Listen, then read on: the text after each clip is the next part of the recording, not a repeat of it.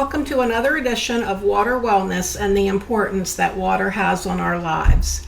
Today, University of Maryland Extension Water Quality Specialist Dr. Andy Lazur is going to talk about drinking water, to filter or not filter. Andy, should we filter or treat our drinking water? So thanks, Elizabeth. That's probably the most frequent asked question I get about drinking water quality. Should I treat?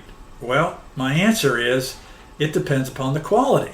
You have to know about the quality before you could make any assumptions about how to treat it. So with your drinking water, are you seeing something, maybe some color? Are you tasting something that you might not be happy with?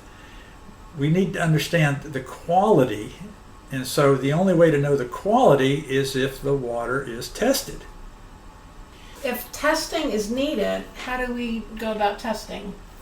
Yeah, so you have to think about your water supply. So if you are on a public water supply, if you get a water bill each month, then that water is regulated by the U.S. Environmental Protection Agency.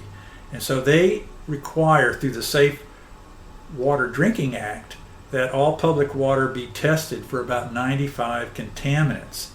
And then also, each public utility is to provide their customers with what's called the Consumer Confidence Report, which will provide a summary of the different types of parameters or your water quality. So be sure you check that out. If you haven't seen it, contact your local public utility. Does the Consumer Confidence Report include contaminants that we hear about, such as PFAS?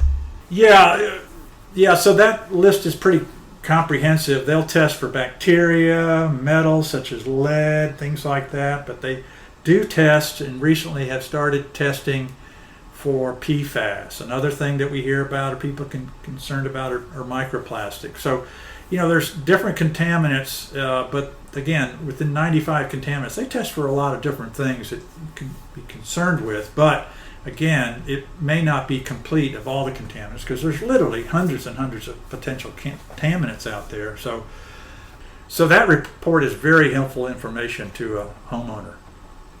What about if you have a well? Yeah, so here's the different type of water supply. So if you have an individual well, that's not regulated or tested. So it's up to the well owner to do that testing. And so what you need to do there is you can contact your local county health department and ask for what should be tested. Typically what we test for are bacteria, we test for lead, arsenic, pH, chloride, copper, maybe manganese. So there's a list of maybe about a dozen or so contaminants that it's recommended that you test your well. So what do the test results mean? So if you have an analysis done on your well, it will tell you the level of the contaminant that they found. And typically what a private lab will do also is to highlight that particular contaminant if it is over or above the EPA recommended level. So if a filter is needed, where do I go from there? Yeah, so once you have your test results, which are really important, that's the only way you're going to know if you need to treat or not. So with that information, and if the lab shows one particular parameter, there's a couple of options you can use to find out what sort of filtration you need. There's some online tools. For example, there's one called the Drinking Water Interpretation Tool online from Penn State University. You can contact your local health department and ask them which type of filtration or treatment is needed. And then again, what you need to do with these filters is be sure that you are looking for filters that have been third-party certified.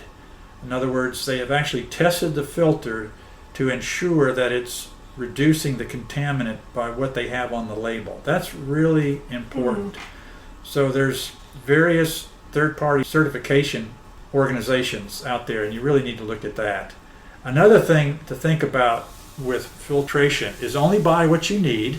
You don't want to pay for a filter that's not needed, nor do you want to maintain it. And that's another critical point about water treatment or water filters is you need to maintain them. Otherwise, what happens if you don't change the filter, that contaminant level can actually build up within the filter and kind of put out little slugs of high levels of contaminant. So be sure that you maintain your filter. Wow. Well, thank you, Andy. If you'd like more information on water quality, septics, wells, groundwater, ponds, please check out our state water quality specialist, Andy Lazur's YouTube channel for videos and podcasts, Water Quality, University of Maryland Extension. His website, you can Google UME Wells and Septic, or his Facebook page, University of Maryland Water Quality. Also, please register through our website for our next Wednesday water webinar on September 18th, where Andy will discuss drinking water contaminants. Thank you all for tuning in.